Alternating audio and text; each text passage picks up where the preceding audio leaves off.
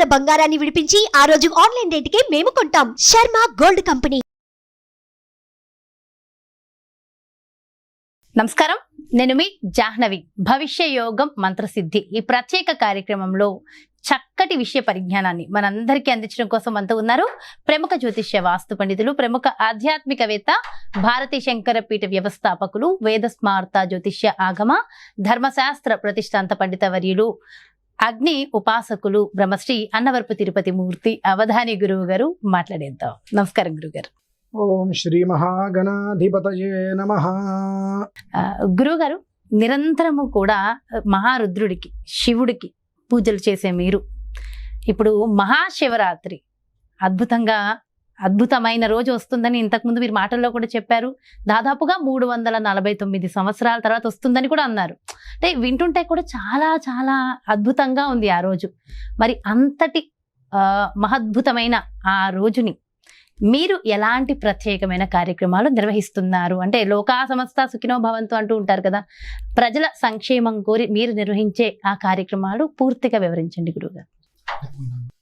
శాంతం పద్మాసనస్థం శశిధరమకుటం పంచవక్త్రం త్రినేత్రం శూలం వజ్రం చ ఖడ్గం పరశుమభయదం దక్షభాగే వహంతం నాగం పాశం చ ఘంటాం ప్రళయహుతవహం సాంకుశం వామభాగే నానాలంకారయుక్తం స్ఫటికమణి నిభం పార్వతీశం నమామి. ఓం శ్రీ మహాగణాధిపతయే నమః.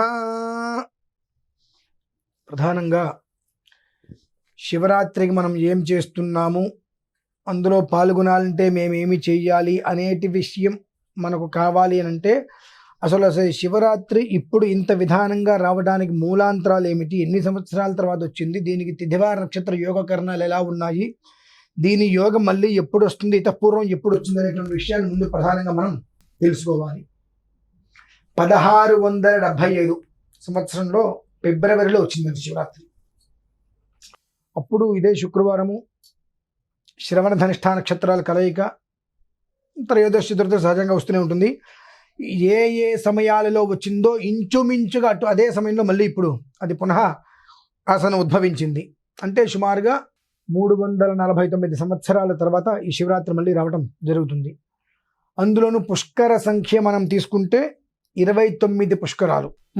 ఒక మనిషి జీవితంలో తను చూడగలిగేటువంటిది ఎన్ని ఉంటాయా అంటే సుమారుగా 6 లేదా 7 పుష్కరాలు. ఒక పుష్కరకాలం బాల్యంలో తీసేస్తే 6 పుష్కరాలు అంటే సుమారుగా 84 సంవత్సరాలు. 6 పుష్కరాలు అంటే 84 సార్లు మాత్రమే మహాశివరాత్రిని చూడగలుగుతాడు అంతే ఒక మనిషి. అలానే చంద్ర దర్శనం అనేటువంటిది 1000 సార్లు చేసుకోగలుగుతాడు. 84 సంవత్సరాలు అంటే 7 పుష్కరాలు మనిషి ఉన్నారు అని అంటే పూర్తి జీవితం ఒకవేళ ఉంటే 1000 చంద్రుడిని చూడగలుగుతాడు, అంటే 1000 పౌర్ణములు చూడగలుగుతాడు. అలానే 84 లేదా 82 అంతే సుమారుగా అతను ఈ యొక్క మహాశివరాత్రిని చూడగలుగుతాడు. అది ఎట్లా, సుమారుగా ఒక 12 సంవత్సరాలు బాల్యాన్ని తీసేసాం మనం, అవి కూడా కలుపుకుంటే మనకు 96 అవుతుంది. తీసేసాం కాబట్టి మనకు ఊహ తెలిసిన శివరాత్రులు ఒక 82, 84 శివరాత్రుల వరకు మనం చూడగలుగుతాం ఒక జన్మకి. ఈ జన్మకి మనం జన్మానికో శివరాత్రి అంటారా, అది ఇదే అయి ఉండొచ్చు అంటారా? కాదండి, ఇది జన్మల శివరాత్రి. జన్మల అంటే ఎందువల్లనంటే 349 సంవత్సరముల తర్వాత అంటే సుమారుగా 6-7 జన్మలు తరాలు. అబ్బో, వస్తున్నటువంటి 6-7 జనరేషన్స్ క్రితం అంటే 1675లో ఈ శివరాత్రి వచ్చింది. మళ్ళీ ఇప్పుడు 2024లో అదే తిథివార నక్షత్రాలతోటి, అదే నక్షత్రం కూడా మారలేదు. అవునా? ఏ నక్షత్రం? శ్రవణ ధనిష్ఠా నక్షత్రం. అదే దాంతో వచ్చింది. ఈ రావటం కూడా ఒక యోగం దుర్యోగం రెండు ఉన్నాయి. దుర్యోగం కూడా రెండు ఉంటాయి. అంటే ఆ ఉన్నటువంటి దుర్యోగం ఏదైతే ఉందో ఆ దుర్యోగం అనేటువంటిది యుగాదికి ఉంటుంది. ఆ యుగాదికి ఉండేటువంటి దుర్యోగాన్ని నిర్మూలన చేసేటువంటి యోగం శివరాత్రికి ఉంటుంది. ముందస్తు ప్రణాళిక అంటారు. అలా ఈ ప్రణాళికతోటి 29 పుష్కరాలు అంటే మనం 7 పుష్కరాలు చుట్టమే గొప్ప అనుకుంటాం. 29 పుష్కరాలు అంటే సామాన్యమైన విషయం కాదు కదా. అదే కదా, 349 సంవత్సరాల తర్వాత అంటే పుష్కరం అంటేనే 12 సంవత్సరాలకు ఒకసారి వచ్చేది. అట్లాంటి 29 పుష్కరాలు అనంతరం మనకు ఇది వచ్చింది. దీనికి ఎక్కడ చూసినప్పటికీ కూడా మారుమూల ప్రాంతాల్లో ప్రతి చోట హర హర శివ శివ శంభో శంకర అనుకుంటూ అభిషేకాలు అన్నీ ప్రతి చోట జరుగుతూనే ఉంటాయి. ఇక్కడ మేము ప్రత్యేకంగా ఏం చేస్తున్నామనంటే గత 3-4 సంవత్సరాలుగా సాధన చేశాం. గూగుల్లో మీరు వెతుక్కున్న దొరకదు. అహోరాత్ర త్రయం రుద్రాభిషేకం. అహోరాత్ర త్రయము అంటే 3 పగళ్ళు 3 రాత్రులు. అంటే 6వ తారీఖు ఉదయం ఆచమ్య కేశవాయ స్వహాను మొదలు పెడితే 9వ తారీఖు ఉదయం వరకు మధ్యలో 72 గంటల సమయంలో 1-2 నిమిషాలు కూడా విరామం తీసుకోకుండా ఏకధాటిగా కంటిన్యూగా ఈశ్వరారాధన. ఆ ఈశ్వరారాధన కూడా ఎలా చేస్తున్నాము? రుద్రాన్ని రుద్రంతో సంపుటి. అంటే ఒక రుద్రం మనం చెప్పుకుంటే 6 నిమిషాలు 8 నిమిషాలు, ఇంకా నిదానంగా చెప్తే అరగంట. అటువంటి ఒక రుద్రాన్ని రుద్రంతో సంపుటి చేయాలంటే ఒక రుద్రం చెప్పడానికి 62 గంటలు పడుతుందండి. ఇంకా పై మాట ఇంకొక మాట చెప్పాలంటే అటువంటి ఒక రుద్ర సంపుటి పాశుపతము అని అంటే చాలా అద్భుతమైనటువంటిది, తిరుగులేనటువంటిది. మహాభారతంలో అర్జునుడు ఆ యుద్ధం చేసేటువంటి సమయంలో పరమశివుడి దగ్గరికి వెళ్ళి పాశుపత ప్రయోగ ఉపసంహార మంత్రాలన్నీ కూడా నేర్చుకుని వచ్చాడు. అటువంటి మహామంత్ర పాశుపతమే రేపు మనం చేసేటువంటిది. దానికి కూడా మనం ఈ పంచామృతాలతో చేయట్లేదమ్మా. దానికి కొన్ని ప్రత్యేకంగా చెప్పబడి ఉంటాయి. పాలు, అలానే 9 రకాల గంధాలు. 9 రకాలు. దివ్య గంధానులేపనం సుగంధం సమనోహరం అంటారు. 9 రకాల గంధాలు మనం తీసుకున్నాం. ఆ 9 రకాల గంధాలు మనకు బయట దొరకవు. 1, 2, 3 దొరుకుతాయి, మిగిలినవి దొరకండి.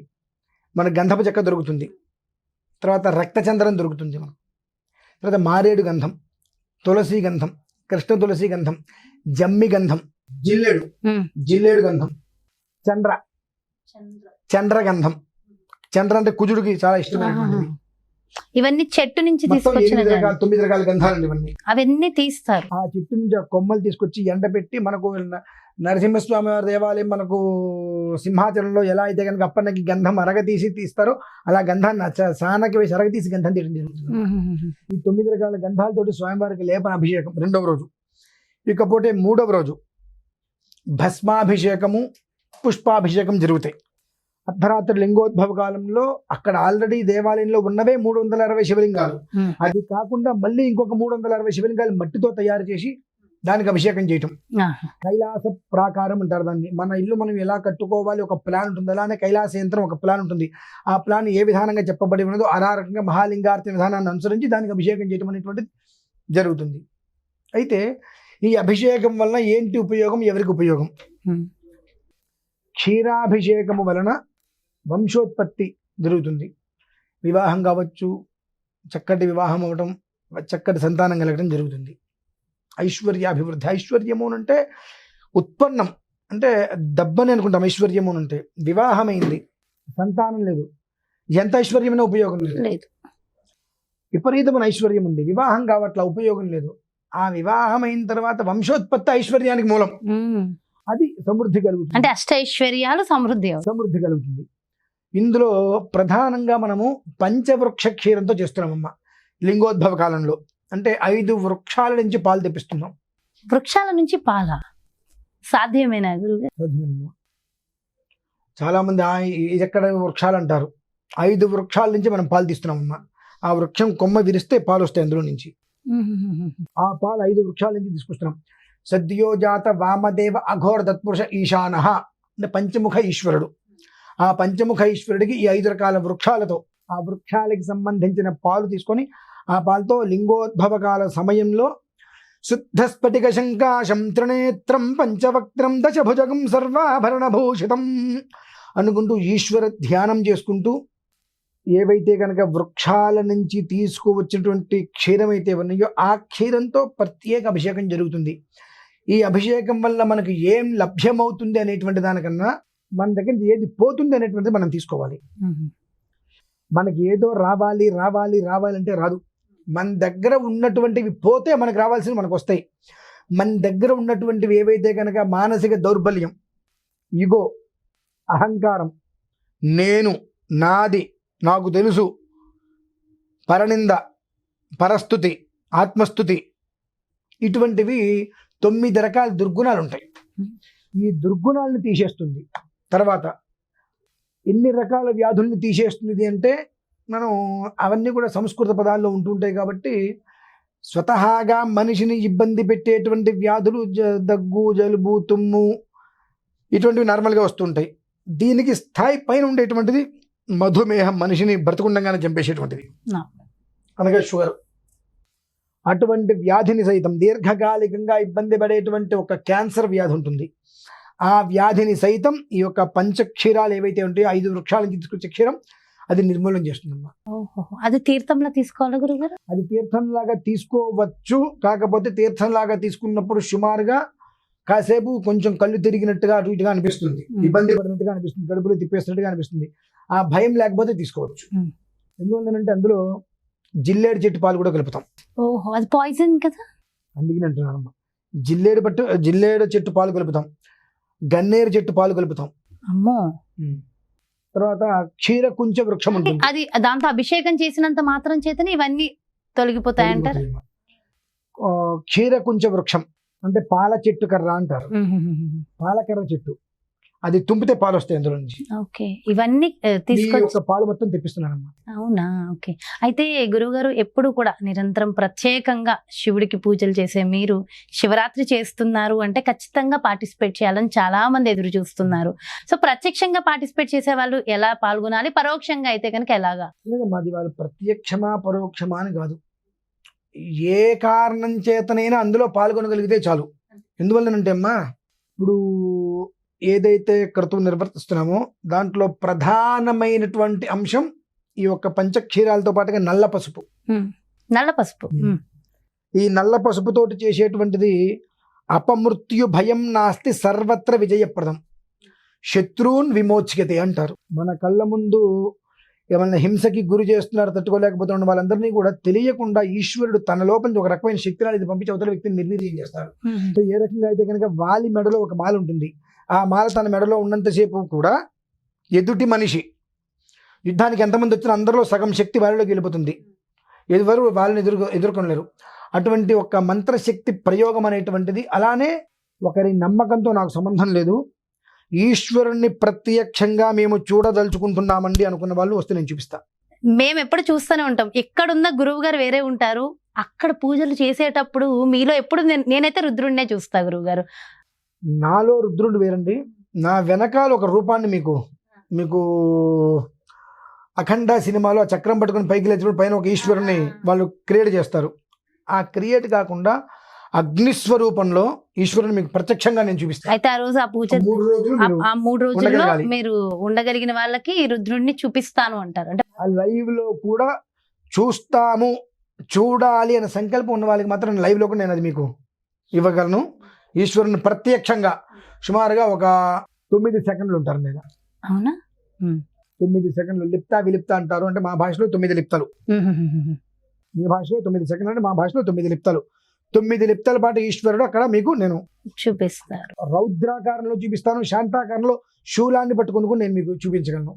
శివుణ్ణి చూపిస్తానంటే రావడానికి మేమందరం సిద్ధం. నమామి సద్గురుం శాంతం ప్రత్యక్ష శివరూపం. అటువంటి పరమేశ్వరుని ప్రత్యక్ష సాక్షాత్కారం జరగాలి అంటే ఏ మంత్రాలతో ఏ ద్రవ్యాలతో మనం చేస్తే ఆయన సాక్షాత్కారం కలుగుతుందో అటువంటిది. అంతేకాకుండా 3 రోజుల పాటు నిర్విరామంగా 360 శివలింగాలకి ఎటువంటి భూతకాలంలో ఇంతవరకు జరగలేదు. అటువంటి మొట్టమొదటి క్రతువు కూడా మనం నిర్వర్తిస్తున్నాము. ఇవన్నీ ఎందుకు నిర్వర్తిస్తున్నారు? ఇంకొక విషయం గురువు గారు, ఇవన్నీ ఎందుకు నిర్వర్తిస్తున్నారు? ఒకటి, ఇందులో పాల్గొన్న వారికి ఇవాళ రేపు కలియుగం కాబట్టి పార్టిసిపేట్ చేసిన వాళ్ళకి మాకేమైనా ప్రసాదం ఉంటుందా, మాకేమైనా వస్తుందా? చెప్తా, అది కూడా చెప్తాను. ఇందులో అసలు ఇది ఎందుకు చెయ్యాలి అంటే, ఇందాక మనం అనుకున్నాం కుజుడు కూడా ఇందులో కలిసి ఉన్నాడు, ధనిష్ఠా నక్షత్రం ఏర్పడి ఉంచింది అని చెప్పి. యుగాదికి రాజు కుజుడయ్యాడు, మంత్రి శని అయ్యాడు. వీళ్ళిద్దరి యొక్క కలయిక వలన యుద్ధ వాతావరణం ఏర్పడుతుంది. ఎవరిని భయపెట్టడం కాదు, జరగబోయేటువంటిది యుద్ధ వాతావరణం ఏర్పడుతుంది. రాజకీయ సంక్షోభం ఏర్పడుతుంది. రాజకీయము అంటే రాజకీయ నాయకులు కదండి, ఒక 3 మనుషులు కూర్చుంటే గూడు పుటాన్ని చేస్తారు అక్కడ, వాడి మీద వీడి మీద వాడని చెప్పి. ఇటువంటివి సైన్యం అంటే ఒక 10 మంది ఉంటే 10 మంది తనలో తలు కొట్టుకోవటాలు. ఎందుకు తగాదాలు వస్తే తెలీదు, వాళ్ళల్లో వాళ్ళు కొట్టుకుని నానా ఇబ్బందులు పడేటువంటి స్థితిగమనాలు చాలా ఉన్నాయి. ఈ యొక్క వంట నూనెలు కావచ్చు, ప్రతి ఒక్కటి కూడా విరివిగా పెరిగిపోవడం, వర్షాలు లేకపోవటం ఓహో, ఉగాది నుంచి ఇబ్బంది వాతావరణం ఉంది. ఉన్నది. అవన్నీ ఇందాక ఒక మాట చెప్పా, ఒక దుర్యోగం ఒక యోగం ఉంది అని చెప్పి. ఈ దుర్యోగం అనేటువంటిది ఉగాది నుంచి వస్తుంది కాబట్టి అవన్నీ దృష్టిలో ఉంచుకుని ఆ దుర్యోగం నుంచి బయటపడాలంటే అది ఈశ్వరుడికి మాత్రమే సాధ్యమైనటువంటి ఉద్దేశంతో అవంతికాపురంలో చేసిన సంకల్పం ఇది, ఇక్కడ కాదు. అవంతికాపురం కుజుడు జన్మించిన స్థలం, అంటే అది ఉజ్జయిని. మీరు మొన్న వెళ్ళారు కదా. అవంతికాపురం వెళ్ళి అవంతికాపురంలో అక్కడ ఉజ్జయిని స్వామివారి దర్శనం చేసుకొని అక్కడ అభిషేకం చేసుకొని అక్కడి నుంచి ఎక్కడైతే కనుక కుజుడు జన్మించిన స్థలం ఉందో ఆ కుజుడు జన్మించిన స్థలానికి వెళ్ళి అక్కడ కూర్చొని సంకల్పం చేసామమ్మ దీన్ని. అంటే ఆయన ఇచ్చిన సంకల్పం, సాధన చేసి అక్కడ కూర్చొని సంకల్పం చేసి బయటకు వచ్చాం. అంటే భగవంతుడు ఇచ్చిన సంకల్పం, మన వల్ల కాదమ్మా ఇది. దాదాపు 365 సంవత్సరాల గురువుగారు, 349 సంవత్సరాల తర్వాత వస్తుంది. ఆ ఒక్క ప్రణాళికను దృష్టిలో ఉంచుకొని ఈ ఒక్క మహాక్రతువును ఎలాంటి ఇబ్బందులు లేకుండా సస్యశ్యామలంగా ఉండాలి. వ్యాధులు లేవు, వ్యాధులు రావు, వైరస్సులు రావు, కానీ కరువు కాటకాలు తాండవిస్తాయి. ఈ కరువు కాటకాల వల్ల సామాన్యమైన ప్రజలందరూ కూడా పాప అతలాకుతలమయ్యే పరిస్థితి ఉంది. కుజుడు అంటేనే రోగకారకుడు, రక్తకారకుడు, రుణకారకుడు, ఇవి ఎక్కువ అవుతాయి బాగా. దాని నుంచి బయటపడాలంటే అది ఈశ్వరుడికి మాత్రమే సాధ్యమవుతుంది. ఏ మనిషిని బయటపడేయాలి అన్న శాంత స్వరూపుడు కాబట్టి ఆయనకి చేసేటువంటి విధానం, అందులోనూ కూడా రాత్రత్రయం 3 రాత్రుల పాటు 72 గంటల పాటు నిర్విరామంగా ఒక పూట ఒక క్షణం ఒక నిమిషం కూడా మధ్యలో ఆపకుండా చేయటం అంటే ఇంతవరకు భూమి జరగలేదమ్మా. అటువంటి మహాకృతం సంకల్పం చేసాం. అయితే కొంతమందికి నచ్చచ్చు, నచ్చకపోవచ్చు. నేను దీనికి ఏవైతే నాకు ద్రవ్యాలు సంభారాలు కావాలో ఆ ద్రవ్యాలకి కూడా నేను ఈ ఒక్క మహాకృతులో ప్రత్యక్షంగా పాల్గొన్నా పరోక్షంగా పాల్గొన్నప్పటికీ కూడా ఆ ద్రవ్యాలు ఏవైతే నాకు అవసరమో అందులో కొంత భాగాన్ని పంచుకోమని కూడా నేను చెప్పానమ్మా. అంటే స్పాన్సర్షిప్ అనొచ్చు, ఏదైనా అనుకోవచ్చు, నేను చేసేటువంటి కృతజ్ఞతకు సహకారం అనుకోవచ్చు. ఒక 6,000 ఇలాంటి పుణ్య కార్యాలు ఖచ్చితంగా సహకారం ఉండాలి గురువు గారు. నేను ఒక 6,500 రూపాయలు చెప్పానమ్మా. అది పెద్ద అమౌంట్ అంటే పెద్దది కాదు, చిన్న అమౌంట్ అంటే చిన్నది కూడా కాదు. 6,500 రూపాయలు ఎందుకు చెప్పానంటే అమ్మా, నాకు ఈ యొక్క 3 రోజులు చేసేటువంటి వాటికి నాకు ద్రవ్యాలకు అయ్యేటువంటి ఖర్చు సామాన్యమైన ఖర్చు కాదు.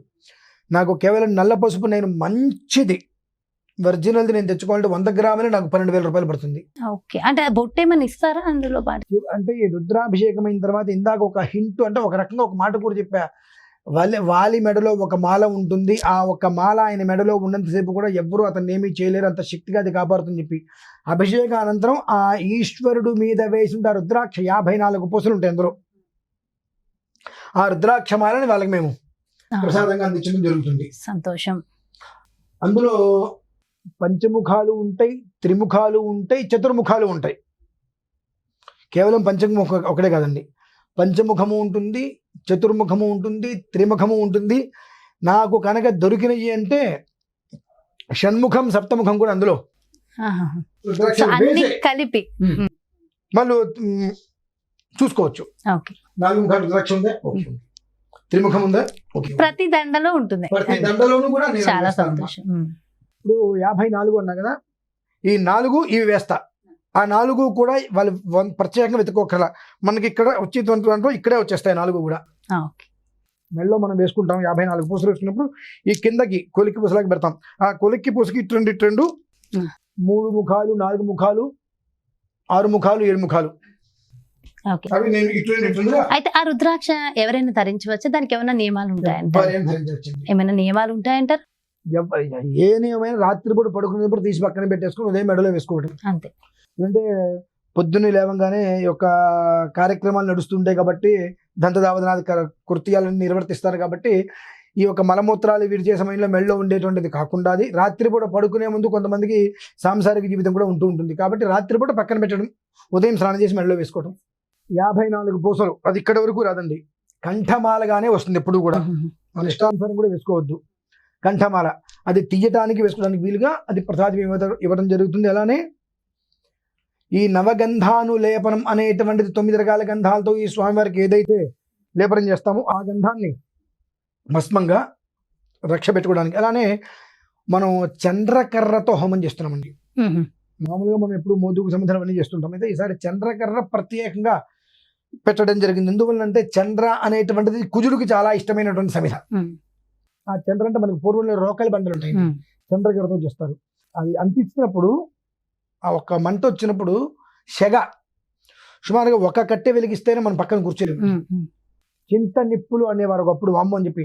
దానికి 10 రెట్లు ఎక్కువ ఉంటుంది ఇది చంద్రకర్ర. ఆ చంద్రకర్రలే ఒక 1000 పైన తెప్పించి ఆ చంద్రకర్రలతో అగ్నిహోత్రం లోపలికి దిగి హోమం చేస్తున్నానండి.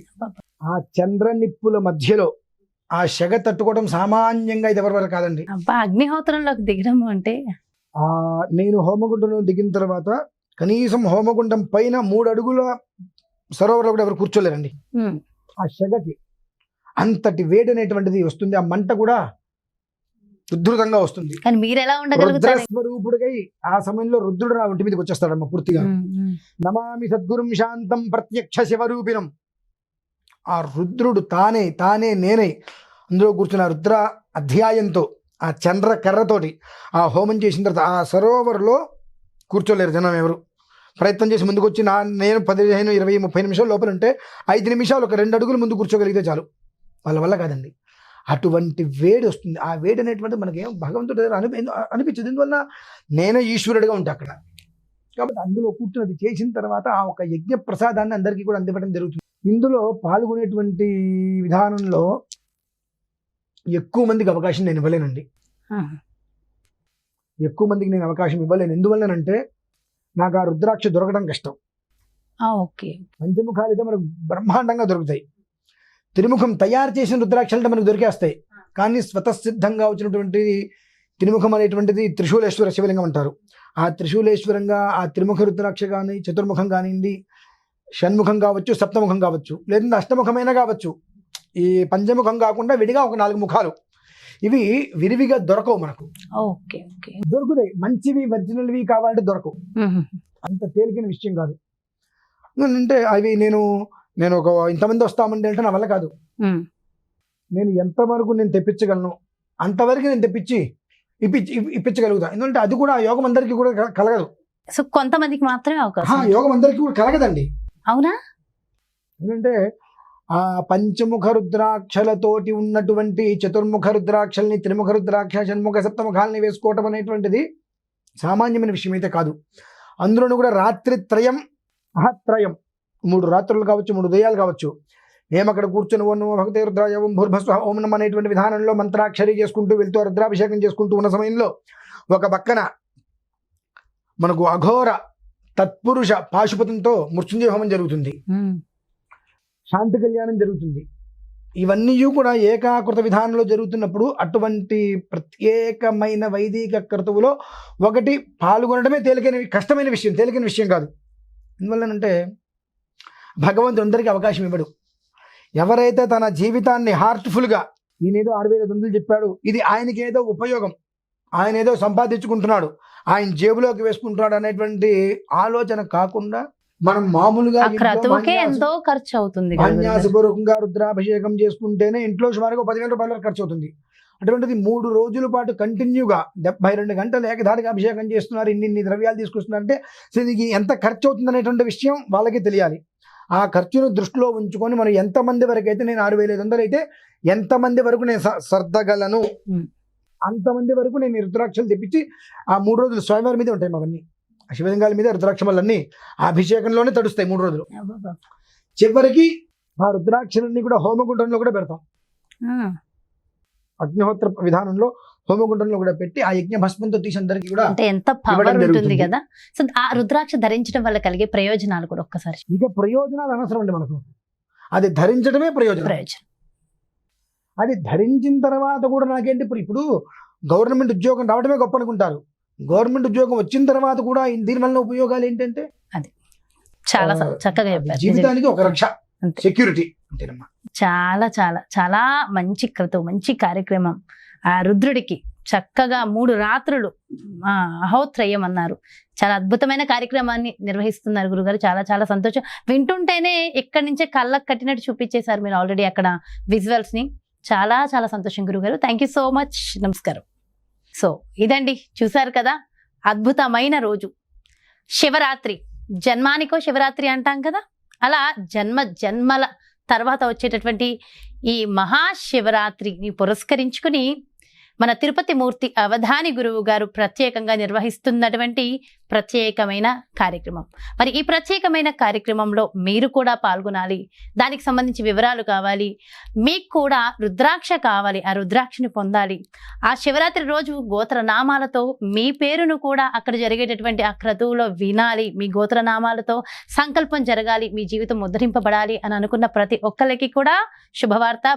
కాకపోతే అతి తక్కువ మందికి మాత్రమే ఈ అవకాశం ఉంది అని చెప్పారు కాబట్టి సో తొందరగా మీ పేర్లని తొందరగా రిజిస్టర్ చేసుకోండి. డీటెయిల్స్ కోసం క్రింద డిస్ప్లే అవుతున్నటువంటి నెంబర్స్కి కాల్ చేయండి. నమస్కారం.